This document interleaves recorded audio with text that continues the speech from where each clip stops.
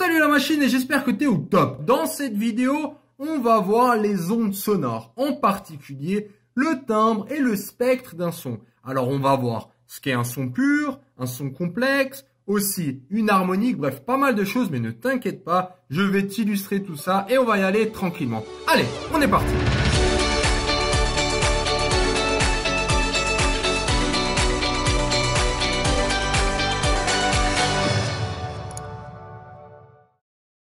Petit rappel sur les ondes sonores. Tout d'abord, c'est quoi comme type d'onde? C'est une perturbation mécanique. Qui dit mécanique dit que cette onde a besoin d'un milieu, M comme milieu, pour se déplacer. Le milieu, sur Terre, là, quand tu m'entends, c'est tout simplement l'air. En plus de ça, on a aussi vu que le son transmet de l'énergie, donc c'est une onde mécanique, quoi encore? Progressive. Exactement. Donc ça, c'est déjà très important de comprendre. Parce que si tu n'as pas d'air, par exemple dans l'espace, tu as beau gueuler, on va pas t'entendre.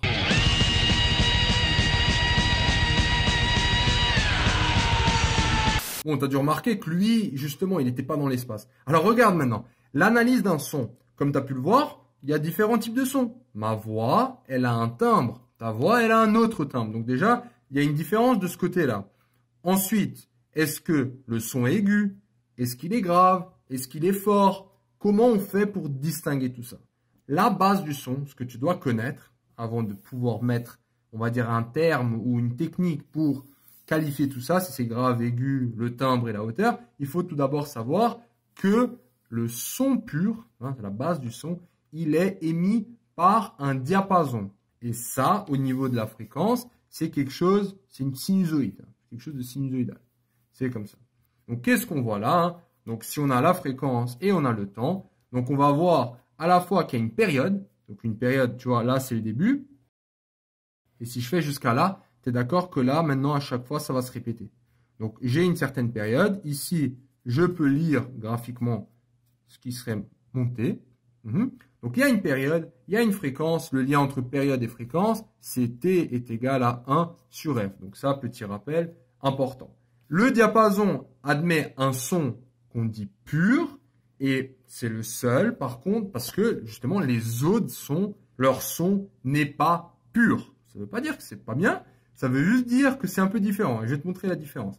Alors, ce qui est très important, c'est que même si le son n'est pas pur, c'est-à-dire que c'est une parfaite sinusoïde, il reste périodique. Je vais y revenir. Ça, là, tu es d'accord que tu vois que cette figure, elle se reproduit à chaque fois. Donc, on a bien un son périodique. Est-ce qu'il est sinusoïdal? Est-ce que tu vois une sinusoïde là? Non, on ne voit pas. Donc, on voit bien, donc on peut conclure que c'est un son. D'ailleurs, on appelle ça les sons complexes. Un son complexe. En tout cas, ce qui est sûr, c'est que ce n'est pas un son pur. Autre nouvelle sur les sons complexes, c'est que c'est une décomposition en une somme de signaux sinusoïdaux. D'accord? Est-ce que tu comprends? Un signal sinusoïdal, c'est un son pur. Un son pur, voici un exemple. Voici un deuxième exemple. Voici un troisième exemple. Là, la seule chose qui varie au final, c'est quoi? C'est la période. Là, elle est plus courte et là, elle est de plus en plus longue. Donc, ce que me dit donc, un son complexe, au final, c'est juste tu sommes des sons comme ça, des signaux sinusoïdaux comme ça, pour au final obtenir quelque chose dans ce genre. C'est pour ça aussi que la périodicité, elle est maintenue. Ça, donc cette décomposition, c'est ce qu'on appelle les harmoniques. La somme de ces harmoniques qui va donner ce son complexe. D'un point de vue fréquence, en fait, c'est très intéressant. Ça va être un multiple que je peux noter K, que je peux noter N. Bref, c'est un multiple 1, 2, 3, 4, 1000, 1 million.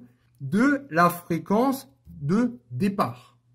Donc maintenant, pour un son complexe, en fait, ce qu'on peut dire, et je vais tout de suite te le montrer avec une représentation, si tu as une fréquence de départ, disons F, le son complexe va être un multiple, je vais noter ça Fn, donc ça va être le multiple N fois cette fréquence de départ. C'est ce qui va justement, donc on parle du spectre du son. Alors laisse-moi t'illustrer ce que je viens de te dire.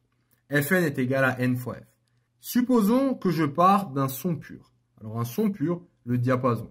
il a une fréquence qu'on appelle la fréquence fondamentale. Dans cet exemple, hein, donc on voit bien la fréquence là, il y a un pic et là j'ai une certaine amplitude, peu importe mon amplitude.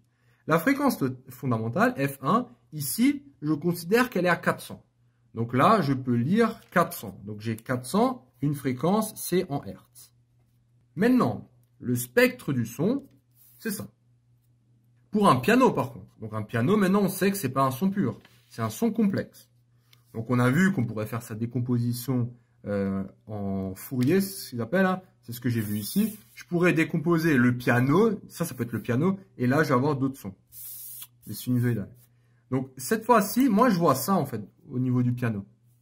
Et c'est intéressant, parce que je sais une chose, c'est que, donc ça, c'est ce qu'on appelle, ce que je viens de te dire, la fréquence fondamentale, tac, et ces fréquences-là, les plus petites, ou celles à côté, c'est ce qu'on va appeler les fréquences harmoniques.